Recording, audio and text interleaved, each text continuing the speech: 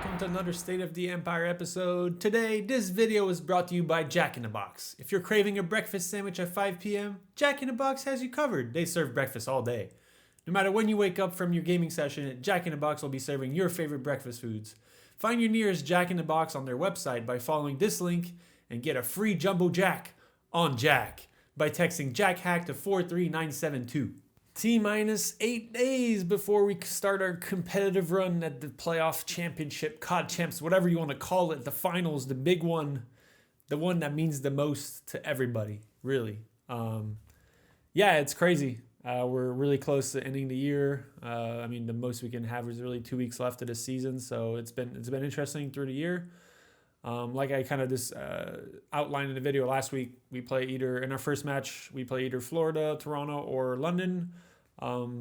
It's going to be interesting to see what happens. Toronto won the last event, so who knows if they kind of come out firing and they have that same kind of strength that they had, and they barely beat us and they barely beat FaZe, but hey, they won a tournament, so that means a lot. So yeah, it'll be exciting to see who we play, and we're looking forward to it. Today we're going to do something different for the video though. We have a flurry of questions that vary in types, so we're going to go through that list.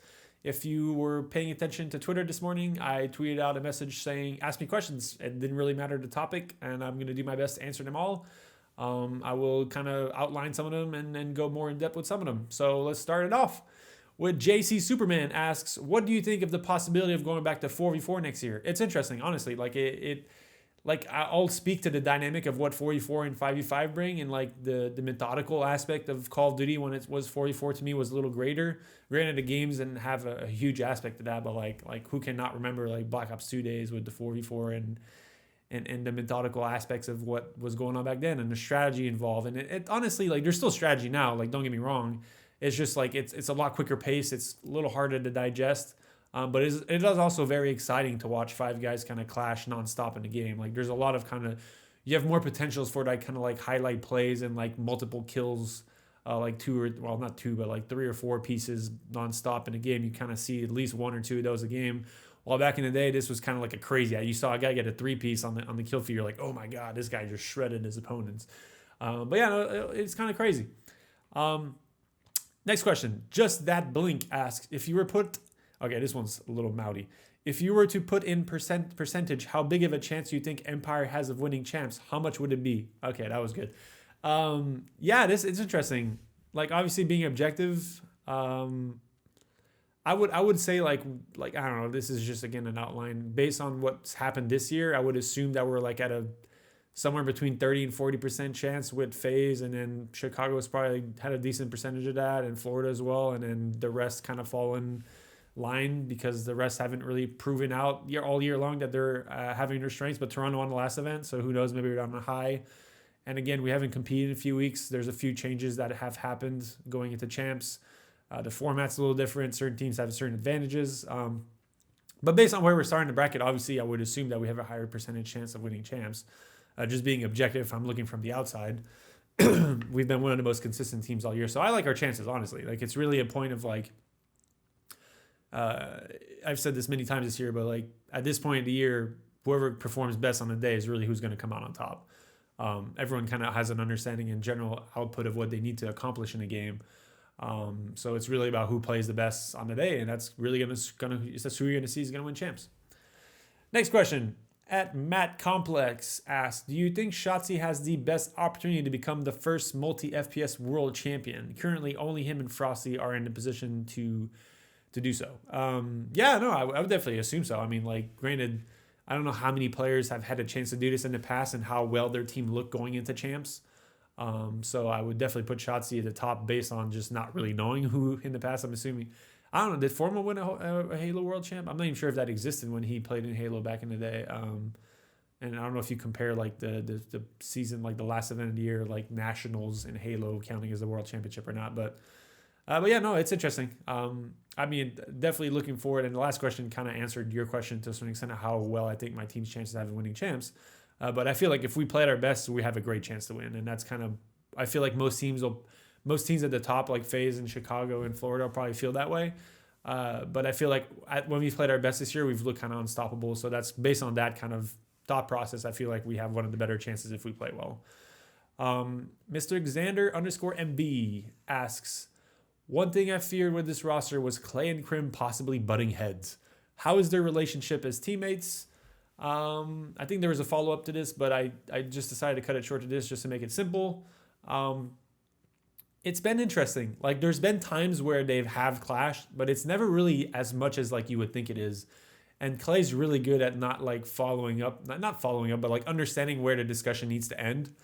So when Crim's kind of like peckering and like being the vocal leader that he is in a team and understanding and trying to like get everyone on the same page more or less, like Clay understands when to stop. And I feel like that dynamic has worked really well. But for the most part, it's been kind of them two kind of banging on the younger guys and really kind of making sure that those guys are aware of what needs to happen, and really like the more annoying way of speaking things have been directed at the young guys more so than Clay and Crim like at each other. It has happened, and obviously, but it's never really influenced our team that negatively, and it's never been something that's been dwelled on. Like, it doesn't, like, it happens, it lasts like 5 minutes, they talk, and then they get over it, and then things move on. So that dynamic is super important in the team. If you want things to move forward, obviously you can't just keep bashing on the same points over and over again. So I feel like that's kind of worked out for us so far this year, and that relationship has been as good as it can be to really make sure that our team is a strong one and has a good output, positive outlook on what we need to do to win games. Next question. F7 Fusion asks, what piece of advice, this is the $1 million question. What piece of advice would you give AM players trying to make it pro in this day and age?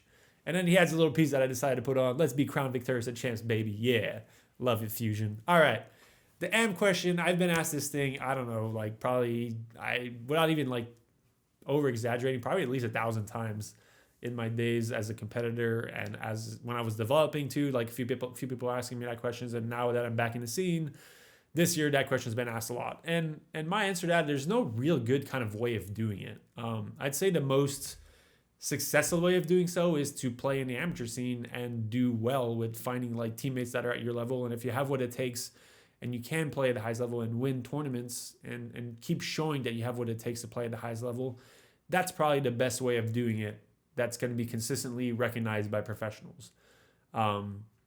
This game this year hasn't really provided much like on the game front. Like, hasn't been like a rank play or anything like that. But I know from like the days when I developed at Sledgehammer in World War II, a few players like Simp and Ibizi were like kind of not more so, like, I'm sure they were recognized in the tournaments outside of play, but they did really well on the rank play ladder, and they kept having like, they had like 2 or 3 accounts in like the top 20 like on the ladder. So if you're a professional and you're seeing that and you play that as a kind of a practice method and keeping your shot fluid, and you play against those guys and you recognize that they're good because you got a chance to play against them, I feel like that's a big way of showing what you're worth, and then it gets interest. Like, it puts your gamer tag or your name in the mouth of other players, and then if your name is being spoken out of to other players, to professional players, then you have a chance. Like, it's not easy.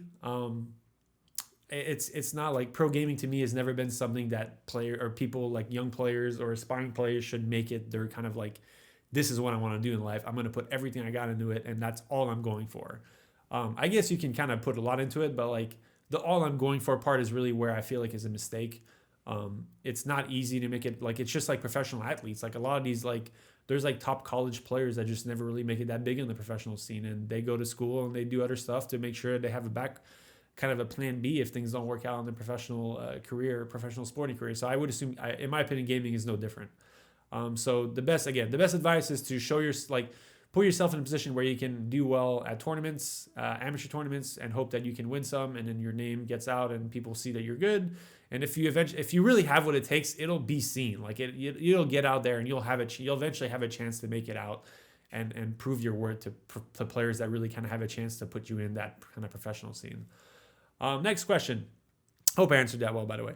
If you don't feel like so, just make sure you tweet at me or leave a comment, and if anyone has any questions with that, I'll try and answer them. Limerick 1 asks, could you rank the least to most impressive COD Champs losers bracket run in your opinion? Holy hell. Wasn't there like 8 of them? I think I saw, who did I say? I think it was Orlando posted this the other day. I think, 100T run and the team that I went on 2014 Ghost, like the Envy run was pretty epic.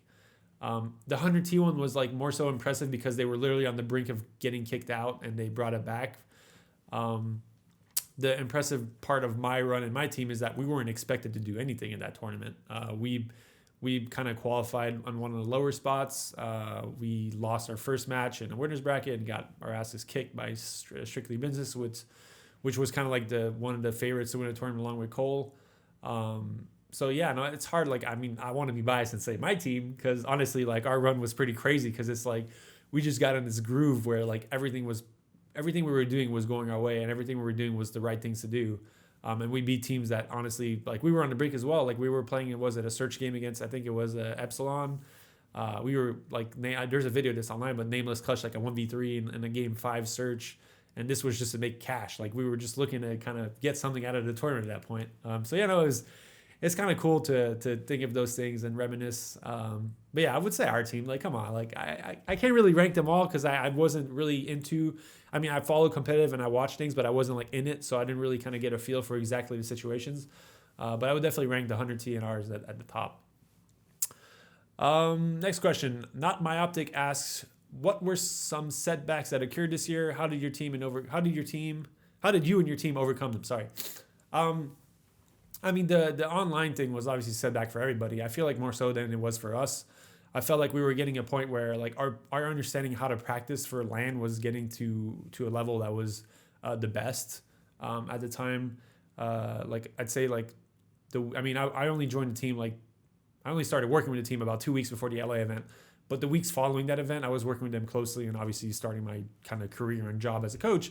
And I felt like our understanding of what we needed to accomplish to get better for LAN play while practicing online was at a really high level. And I felt like that was kind of unmatched, not just our screen performances, but just like how we were approaching the differences in online play and LAN play in this game. And I felt like that was going to give us the best chance to win a lot of events this year and kind of go on a run. But obviously the online kind of aspect of it kind of pushed us back. And then that first event was kind of a mess with the servers, like extremely not being performant and almost kind of being a toss-up. So that was kind of hurtful for us in a way, because it was meant to be our home series. Like that event was supposed to be like in the Dallas area. And we were going to go for back-to-back events. And then like the whole online thing happened, and it kind of flipped things on our head. Like we were questioning our practice methods and really trying to ensure, like, what are we trying to do here? Are we like, I mean, we want to get better for online play. Are we possibly going back to LAN this year? Or do we want to like change our whole way of approaching things? So I'd say that was kind of like the biggest setback for us as a team. Yeah. All right. Next question. Monksta asks, yeah. Are most players locked into multiple, this is a GM question. Are most players locked into multi-year contracts, or are we likely to see a large amount of roster changes going to the new COD? It's an interesting question, honestly. I can't really speak, like, I'm not going to tell you contracts of our players or other players. I would expect core team, like the cores of like the teams, like the main players on teams, not to change. I think like you could probably guess who the core is on most teams. You might see kind of like the players that haven't been performing that great this year be pushed out, or like whenever the new game comes out, like I think there's certain rules, like they outline the contracts and like rules for how you have to deal with contracts and renewing contracts. And like the new game the first week of the new game will tell you a lot on how the year's going to go and how, like, what the pace of the game is. Is it going to be more methodical? Is it going to be more, again, kind of like this year's game where it was kind of like just bashing in and winning gunfights nonstop? And that kind of will tell you a lot of what players will most likely have a successful year. Now, obviously, you can't predict. Players can learn. Players can get worse. We've seen a lot of kind of changes earlier in this year. So yeah, no, it's not easy. It's not an easy question to kind of answer specifically. But I would assume you can kind of guess like which players will remain on certain teams and which won't. I hope that answered your question. Excuse me. And Drankus asks, who do you think needs to step up the most going into champs? Oh wow, you're trying to get some spicy information out of me. I'm not going to say anyone specifically. What I'm going to say is the communication on the team. For our team specifically, if our comms are up at champs, we're going to win champs, period. Like our practice is at our best. Like, we practice best when we communicate well. And then we also play at our best in tournaments when we communicate well. It's just, there's so many kind of variables and scenarios in this game. And there's so many, like, granted, you see a lot of the same stuff, but like, there's always like a small difference.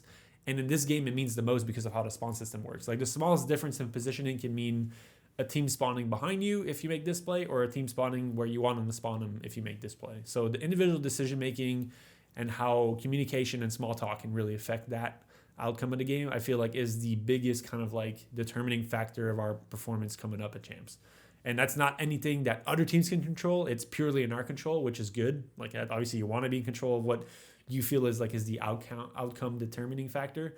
So yeah, I think that's kind of like the answer to that question. At Clay Comeback says Rambino. Okay, this is a multiple question one. Rambino, like how is Ender Illy not an MVP candidate? That's question number one. And I completely agree. I don't understand how. Like he's been like kind of like not the X factor, but like he's been kind of like the rock between our players and our roster. Like he's the man who he does a lot of the things that a lot of players don't really like doing, or players that have a hard time understanding. Like he's extremely intelligent, extremely intellectual when it comes to game. And his understanding of how to react to situations has been kind of unmatched. And he's super set. Like he is probably the most selfless player. Like the one thing I'll say about Ender that is like extremely underrated in any player in the league is he never complains about how he dies. It never influences his comms. Like it's never like, oh, I got shit on, or oh, how did that happen? Like he never complains about like online or anything. Like it's an immense trait. And for those players who are trying to get into pro seed, learn how to do this. Listen to the guy, like when he streams, like he never complains. Like he can get crapped on, get turned on, and you won't even know. You won't even know it in his comms. He's just going to call the player out, which to me is like an extremely important factor. I'm not saying every player on the team needs to do this, but like to me, that's like, especially in a 5v5 environment, keeping the comms clean and making sure that your team is on a set path to win the game without kind of muddling the communications is important. And I feel like Ender's for sure like could be an MVP candidate. Obviously, like people look at the stats and everything like that, and he's had a few bad events early in the year. Kind of followed by some few good ones later in the year. So it's really kind of the MVP stuff is always skewed by stats, and that's just kind of the way it goes. All right, your next question in this ask is, who is the second best golfer in the scene? Holy hell, I don't know. I mean, in the scene itself, I'm not sure of who else plays golf. Like, who are other players that are like good golfers? Like Nate Shot, who was like, I mean, technically kind of part of the scene. Like he's been COD player and he streams COD and all that stuff now. Like he's getting better. I'm trying to think. I don't know who's another golfer that's like pro COD player. I don't know. That's an interest. I'll have to think about it. I'm sure I'm forgetting someone super obvious. But yeah, we'll have to think about that. And if they are the second most best golfer, we got to play against each other to see if they actually beat me, you know. And then the last part of your question, which is to me is the most relevant question, how much of a disadvantage is it to have second seed against FaZe? It's interesting. So let's say things go the way we want them to go and we win our first match and then FaZe wins their first match. That means we play against each other, and then the only advantage they would have in that match is the veto advantage, right? They get technically the team that is favored in the veto, so they would get to play on the better side of the first map and then get to choose, the second SNE map, and then so on and so forth. Like, this is kind of the way the vetoes have gone this year. Like, without going too much in depth, that would be their advantage. And beyond that, not really anything different. Like, it's just the coin toss thing that everyone's been kind of talking about this year. They would win the coin toss because it's seed based for champs. All right. And then we are to the last question. Jeffer, I'm not going to say the last part of your name. What's the celebration looking like for when the squad wins champs? Does Krim drop into Verdansk? I would definitely think Krim's going to drop into Verdansk during the offseason. So regardless if we win or lose, I would assume you're going to see a lot more him playing Warzone. But yeah, no, celebration, I mean, obviously we want to win champs. That'd be step one. Celebration is, I mean, I would assume we'd find a way to go hang out, or if anything, do some content around like the win and meet at the office and hang out and do some videos and stuff. Like, it's so weird. Like, the COVID thing, man, is just, it's been a weird year. Like, there's so much going on in the world, and like we're here like providing entertainment and playing like for what we like doing, and what we enjoy doing in life is playing video games, and like most of the professional players, like that's kind of a livelihood, right? So it's wild. I don't know exactly like what we're gonna do if we win champs. The first step will be winning champs, and I think we'll figure it out after that. We don't want to get ahead of ourselves. But yeah, no, everyone, man, just like, and I want to end this video really by kind of, outlining how lucky we are as players and competitors to do what we love and still have a chance to do it. And huge props to the league and everyone who's involved in competitive Call of Duty, making Call of Duty games, really kind of sticking to it. And it's honestly, like, I can't lie, like, it's not affected me to a T. Like, I'm not depressed, but it is super kind of like sad to see everything going on in the world. And the fact that we still have a chance to do what we enjoy is really kind of what keeps us going. And I will personally attest to that, like myself, like it would be a hard year if I wasn't doing something I really like doing. And I enjoy doing what I do and working with the team I am and working for the organization I work for, and just being in this scene again is really exciting. So at least on the competitive side of it. But yeah, I hope you guys enjoyed this video. If you have any questions, as always, go ahead and ask them in the comments or tweet at me or so on and so forth. There's going to be one more of these next week. It'll be literally right before the day before our match. So I'm not sure what I'm going to do for that video, but if you guys have any ideas on that video, just go ahead and ask, and I'll do my best to go and do that. So hope you guys enjoyed this.